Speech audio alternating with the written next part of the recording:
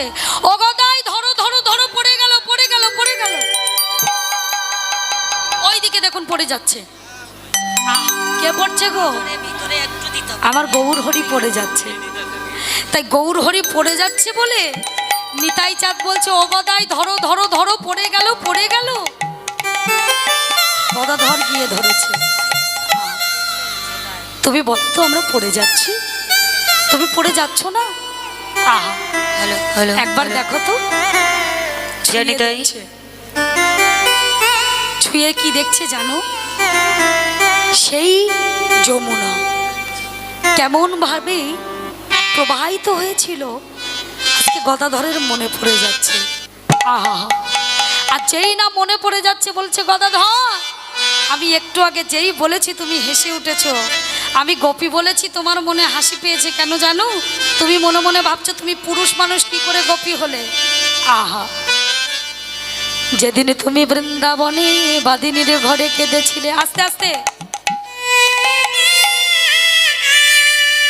যেদিনে তুমি বৃন্দাবনে বাদিনীর ঘরে কেঁদেছিলে, বাদিনীর ঘরে কেঁদেছিলে, যেদিনে বাদিনীর ঘরে কেঁদে কেঁদে বলেছিলে, দয়াময় গো হে দয়াময় গো, এই বাদিনীর ঘরে কৃষ্ণ বলে কাঁদিতে পারি না, কাঁদিতে পারি না, এই বাদিনীর ঘরে কৃষ্ণ কথা শ্রবণে করে না, শ্রবণ করে না।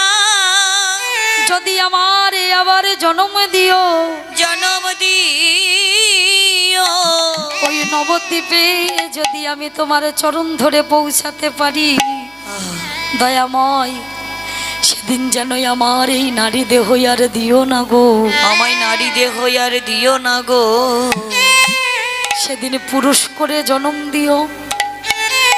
ওই নবদ্বীপের মাটিতে যেদিন তুমি সন্ন্যাসী হবে, সেদিনই যেন তোমার সঙ্গে সঙ্গ করতে পারি, আর সেদিন যেন তোমার চরণটা জড়িয়ে ধরে হৃদয় মাঝারে নিয়ে কাঁদিতে পারি, কাঁদিতে পারি। সেদিনই যেন কেউ আমার অঙ্গলি লালন করে বলে না, ও যে কলঙ্কিনী, কলঙ্কিনী, সেদিন তোমার চরণে আমার একটু ঠাই দিও, সেদিন তোমার ওই চরণে তাই গৌর হরি বল হরি বল হরি, আমায়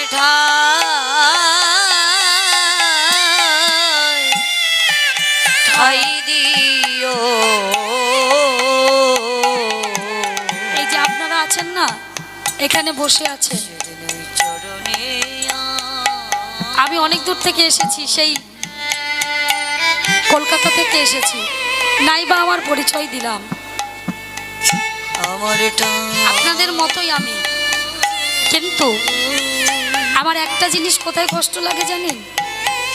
আমার ভারতের বুকে সবাই স্বাধীন, কিন্তু স্বাধীন হয়েও এত ভক্ত এত ভক্তি তাদের মধ্যে নাই, তাদের কেউ বাধা দেওয়ার নাই যে কৃষ্ণ কথা বলো না। তারা বাদিনীর ঘরে বাস করেন, আপনারা বাদিনীর ঘরে বাস করেন, আপনারা প্রত্যেকে বাদিনীর ঘরে বাস করেন। কেন? কৃষ্ণ কথা বলতে গেলে আপনারা এদিকে ওদিকে ওদিকে ওদিকে তাকান, কেউ শুনছে না তো, কেউ আবার বলবে না তো বন্ধ করো, কীর্তন বন্ধ করো। যদি এখন এসে আপনাদের এখানে এসে কেউ যদি বলে কীর্তন বন্ধ করো, আপনাদের বন্ধ করে দিতে হবে বাধ্য। তাহলে আপনারা কাঁদতে পারবেন না, অথচ হৃদয় ফেটে যাচ্ছে।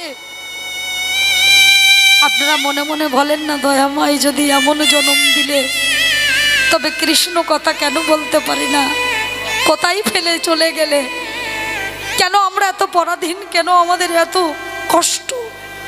এইখানেই কষ্ট লাগে। আপনাদের কাছে আসি, যখনই গান গাই, মনের মতো করে গাইতে যাই, তখনই দেখুন সাউন্ডম্যানেরা সাউন্ডটা বন্ধ করে দেয়। কেন না? বারণ আছে, জোরে দেওয়া যাবে না, আপনি আস্তেই গান করুন। আমার দেশে কিন্তু খোলা মনে গাইতে পারি, আপনার দেশে পারি না। আবার আমার দেশে কাঁদতে গেলে মনে হয় কেউ কাঁদছে না, কারোর মধ্যে ভক্তি নাই, মায়া নাই। আমি কার নিয়ে কাঁদবো, আমি কার নিয়ে ভালোবাসবো, আমি কাকে নিয়ে জড়িয়ে ধরে একটু কৃষ্ণ কথা বলবো? আপনারা সেই মানুষ যে কাউকে জড়িয়ে ধরে কৃষ্ণ কথা বলবেন, তেমন একটা মানুষ খুঁজে আপনারা পান না। আর যদিও বা পান তা বলতে পারেন না।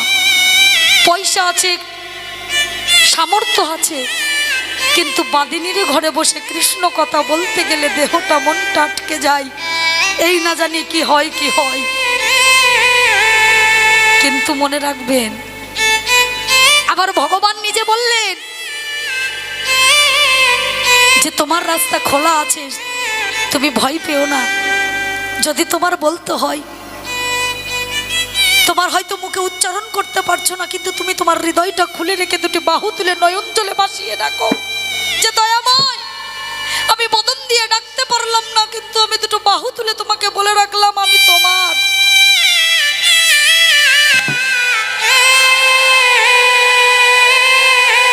এই জীবনে সব পাওয়া যাবে, কিন্তু আসল বস্তু পাওয়া যাবে না, যেটা কৃষ্ণ ধনে ধনী হওয়া যায়। কৃষ্ণ ধনে ধনী হতে গেলে একবার ভেবে দেখুন তো মা, ঘরের স্বামী কিন্তু বাধা দেয় না যে হ্যাঁ গো তুমি কৃষ্ণ কথা বলো না। বৃন্দাবনের স্বামীরা কিন্তু বাধা দিত, তুমি কৃষ্ণ বলবে না। আমাদের স্বামীরা বাধা দেয় না, কিন্তু আমরা বলি না কেন? আমাদের দুটো করে হাতের জায়গায় একটা বাড়িয়ে রেখেছি। আমাদের আন কথা বলার সময় অনেক সময় পাওয়া যায়,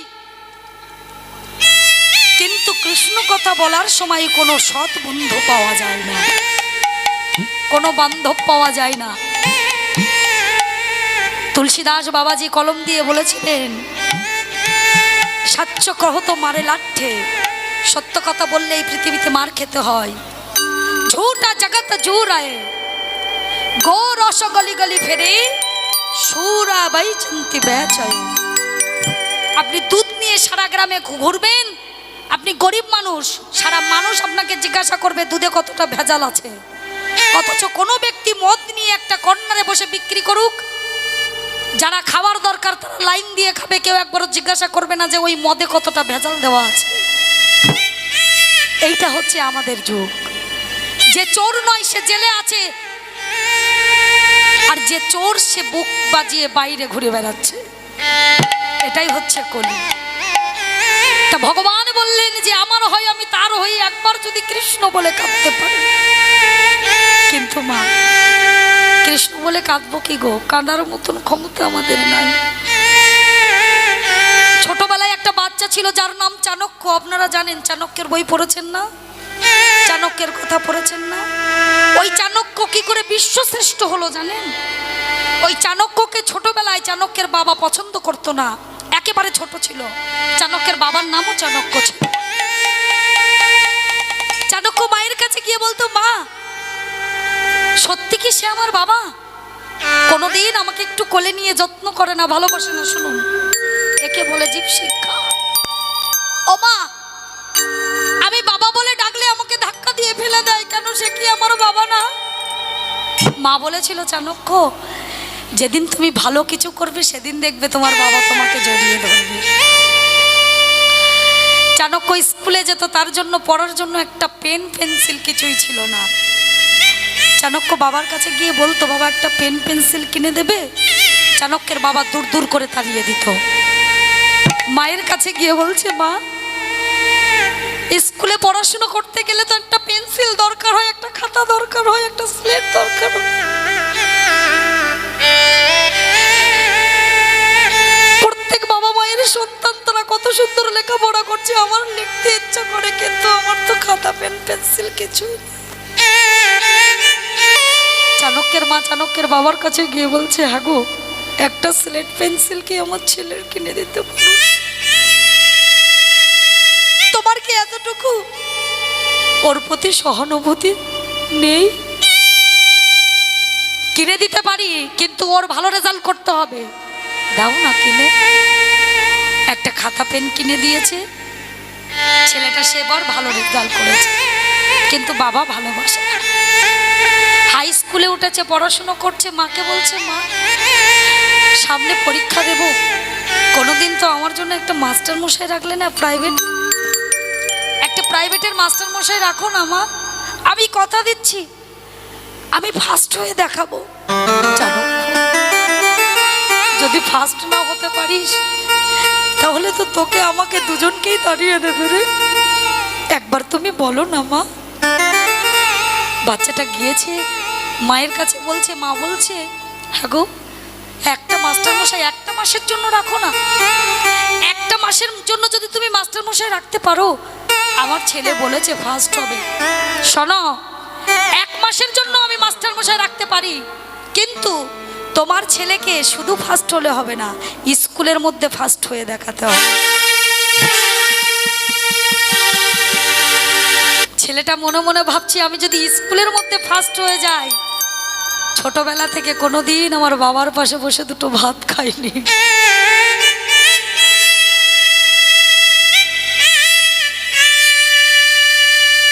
কোনোদিন আমার বাবার পাশে বসে দুটো ভাত খাইনি। যদি স্কুল ফার্স্ট হই, বাবাকে জড়িয়ে ধরে বলবো বাবা আজকে তোমার পাশে বসে দুটো ভাত। মন থেকে পড়াশোনা করছে, মাস্টার মশাই বলছে বাহ চাণক্য তুমি তো সবই পারো। মাস্টার মশাই আমাকে যে ফার্স্ট হতো জানো মাস্টার মশাই, কোনোদিন বাবার পাশে বসে দুটো ভাত খাইনি। বাবার খাওয়া হয়ে যায়, পরে মায়ের ধারে বসে দুটো ভাত খাই। কতই আশা, কত ইচ্ছা বাবার পাশে বসে দুটো ভাত খাই। চাণক্য তুমি ফার্স্ট হবে, আর ফার্স্ট হয়ে বাবার পাশে বসে ভাত খাই। স্কুলে পরীক্ষা দিতে যাচ্ছে, ভয়ে পরীক্ষা দিতে পারছে না। না জানি আমার সঙ্গে আমার মাকেও যদি তাড়িয়ে দেয়। কষ্ট করে পরীক্ষা দিয়েছে, প্রত্যেক দিন মাকে জড়িয়ে ধরে বলে মা যেদিন আমি পরীক্ষায় ফার্স্ট হয়ে রেজাল্ট আনবো ওই দিন আমার বাবাকে জড়িয়ে ধরে বলবো বাবা আমি তোমার কথা রেখেছি, তুমি আমার পাশে দুটো ভাত খাবে।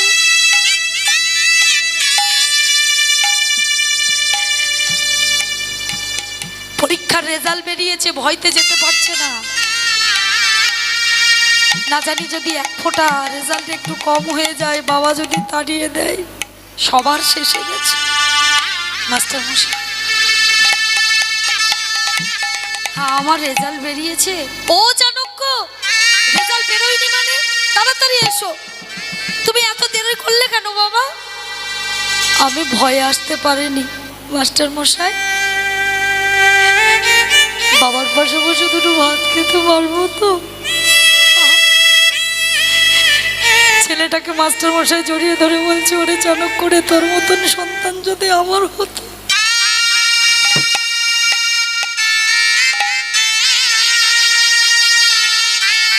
তোর মতো সন্তান যদি আমার হতো রে বাবা, আমি তোর চরণ ধুয়ে জল খেতাম।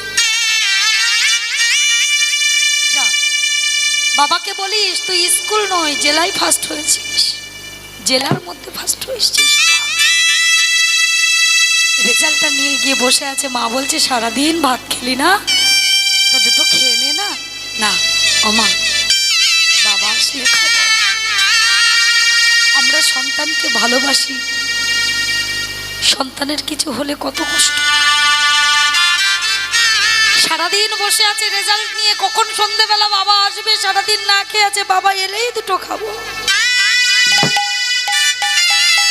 সন্ধ্যাবেলা বাবা যেই ঘরে ঢুকতে যাবে এমন সময় ছুটে গিয়ে চাণক্য বাবাকে জড়িয়ে ধরে বলছে বাবা আমি শুধু স্কুল নয় জেলায় ফার্স্ট হয়েছি বাবা, আমি তো তোমারই ছেলে, একবার একটু আমায় জড়িয়ে ধরো না বাবা।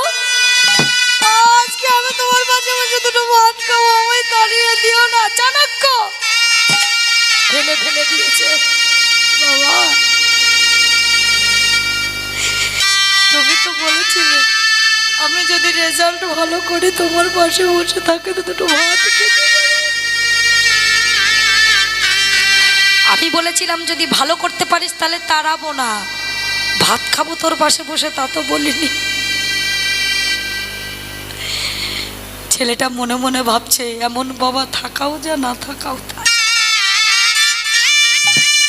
সারাদিন ভাত খাইনি, সারা রাত ভাত খাইনি, চলে গেছে কামারশালায় অস্ত্র ধার দিতে। আজকে রাত্রে বাবা ঘুমিয়ে পড়লে বাবার মুন্ডন আমি এক রাতে ছেদ করে দেব। এমন বাবা আমার দরকার না। মা তার স্বামীর ধারে বসে বলছে জানো সকাল থেকে এই পর্যন্ত আমার ছেলেটা কোথায় আছে, কেমন আছে আমি জানি। সে জেলার মধ্যে ফার্স্ট হয়েছে, তাকে নিয়ে সবাই আনন্দ করছে, কিন্তু তুমি তাকে এমন করে ধাক্কা মেরে দিলে জানো। সারাদিন খাইনি, তোমার পাশে দুটো খাবে বলে তুমি এমন করে তাড়িয়ে দিলে তাকে। কি পাপ করেছিল ওই শিশুটি? ওকে তোমার সন্তান নয়, ওকে আমার সন্তান নয়। খাটের পরে শুয়ে আছে, বলেই যাচ্ছে বাবা, শুনেই যাচ্ছে শুনেই যাচ্ছে। হঠাৎ করে ভাঙা ঘর তো, চাঁদের আলো দেখতে পেয়েছে। চাণক্যের মা চাণক্যের বাবাকে বলছে, দেখো না চাঁদের আলো কত সুন্দর ভাঙা ঘরে পড়ে, কত সুন্দর চকচক করছে। আর বাবা চাণক্য জানলার ওপাশে বসে আছে, কখন বাবা ঘুমাবে, বাবাকে অস্ত্র দিয়ে বাবাকে আঘাত করবে। চাণক্যের বাবা ছুটে গিয়ে চাণক্যের মাকে জড়িয়ে ধরে বলছে, জানো তুমি ভাঙা ঘরে ওই চাঁদের আলো দেখে এত আনন্দ করছো, আর তোমার ঘরে যে চাঁদের উদয় হয়েছে,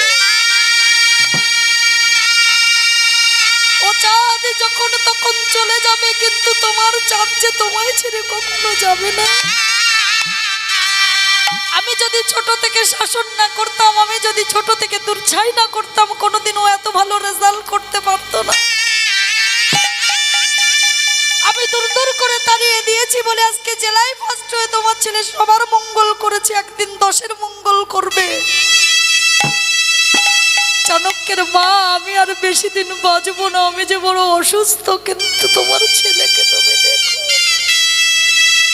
তোমার ছেলেকে আমি এমন করে রেখে গেলাম, ওই ছেলে তোমায় সেবা করবে, তোমায় ছাড়া কোথাও যাবে না। ছেলেটি অস্ত্র ফেলে দিয়ে ছুটে এসে বাবার চরণটা জড়িয়ে ধরে বলছে, বাবা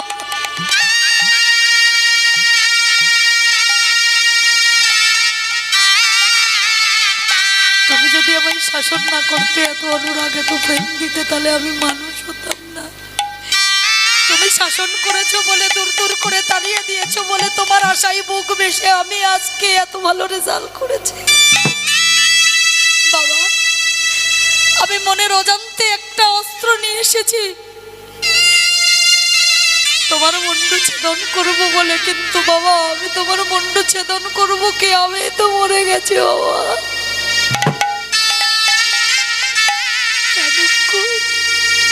আমায় কথা দে, শুধু তোর মাকে নয়, আমি যেদিন চলে যাব সেদিন তোর মায়ের সঙ্গে এই গ্রামে 10-এর মালিক হয়ে তুই সবাইকে দেখবি। আমায় কথা দে, দিনন্তে ওই যে ঘরে আমার গোবিন্দ বসে আছে তাকে একটু সেবা দেবে।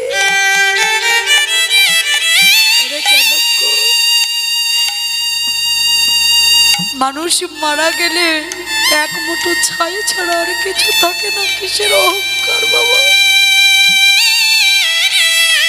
আর আজকাল মায়েরা, আমরা ছেলে মানুষ করছি, মেয়ে মানুষ করছি, দুগ্ধ দিয়ে আমরা নিজে না খেয়ে তাকে খাওয়াচ্ছি, ছেলে বড় হলে বলবে কি করেছো আমাদের জন্য।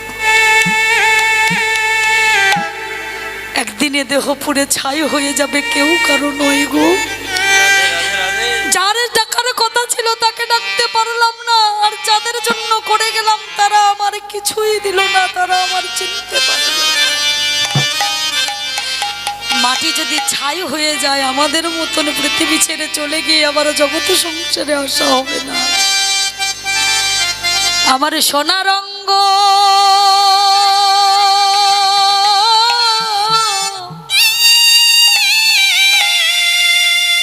হবে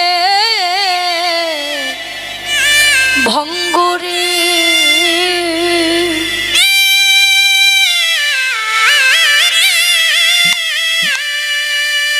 আমি যেদিন পুরে হব ছাই। এই যে গান করতে এসেছি, হঠাৎ করে আজই যদি আপনাদের মাঝে আমি মারা যাই, হয়তো ভিসা না পেয়ে তারা আমাকে নিতে আসতে পারবে না, আমার ফ্যামিলি। তখন আপনাদের মতো ভক্ত চরণে আমার লাশ হয়ে মাটি হয়ে শ্মশানে পুড়ে ছাই হয়ে যাব। কিন্তু এটা তো জানবো যে আমার কোনো না কোনো ভক্তের চরণতলে মৃত্যু হয়েছে। নিতাই গৌর নীলাকাশে উড়ে যাবে মন কয়লারি ধোয়া। ও তোর সোনার অঙ্গ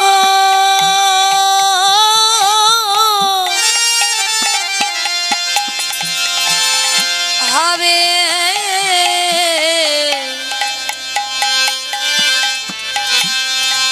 হবে ভাঙ্গরে।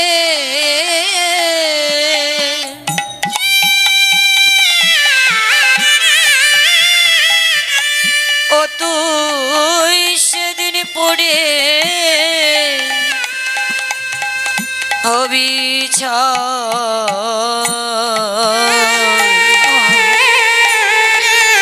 নীলাকাশে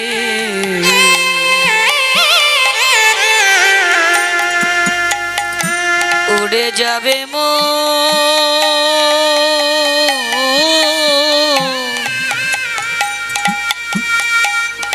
কয়লারি ধোয়া। মা মারা গেছে, সন্তান চিতায় নিয়ে গেছে, তুলে দিয়েছে চিতায়।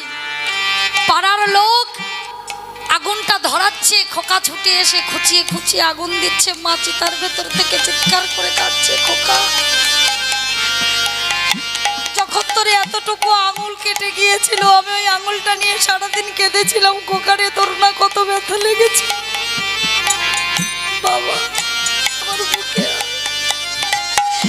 আর আমি মারা যেতে পারিনি। তুই আমার দেহটা চিতায় তুলে দিয়ে খুঁচিয়ে খুঁচিয়ে আগুন দিচ্ছিস বাবা, আমার লাগছে। একটু দাঁড়া, একটু দাঁড়া বাবা, আমি চিতায় উঠেছি তাই বলে আমি চলে যাইনি। একটু দাঁড়া, আমারও ব্যথা লাগে। আমাদের মতো মায়েরা আমরা শুধু দিয়ে গেলাম, বিনিময়ে কি পেয়েছি? বিনিময়ে ব্যথা আর যন্ত্রণা ছাড়া আমরা কোনোদিন কিছু পাইনি। জ্বালিবে অঙ্গ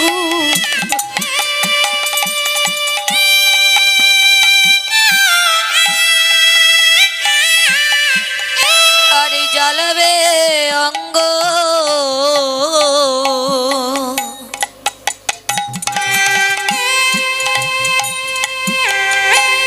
খুঁজে খুঁজে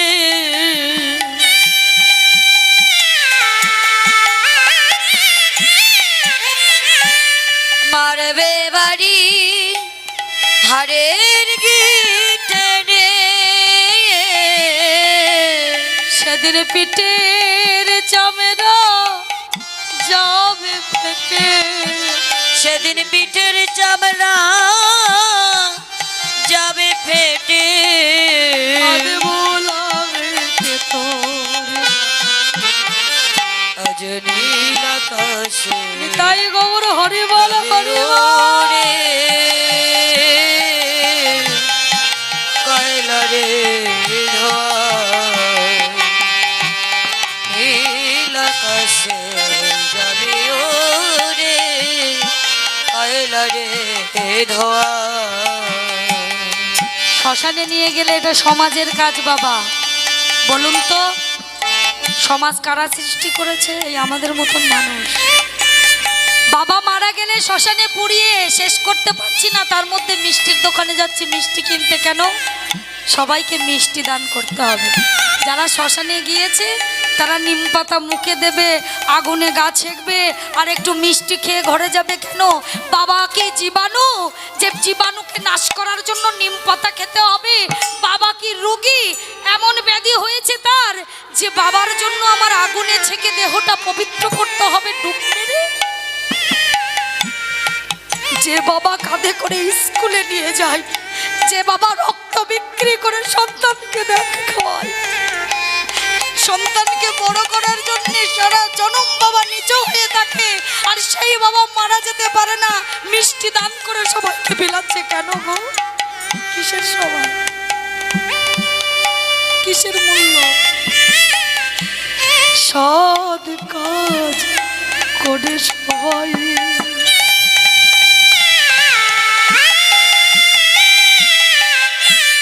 স্নান করে ফিরবে ঘরে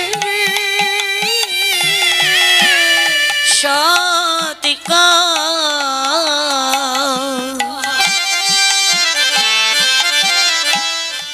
করে সবাই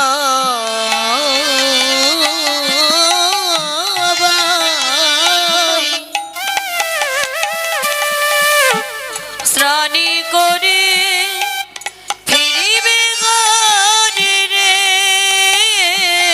দুদিন পরে সবাই ভুলে যাবে দুদিন পরে সবাই ভুলে যাবে দুদিন পরে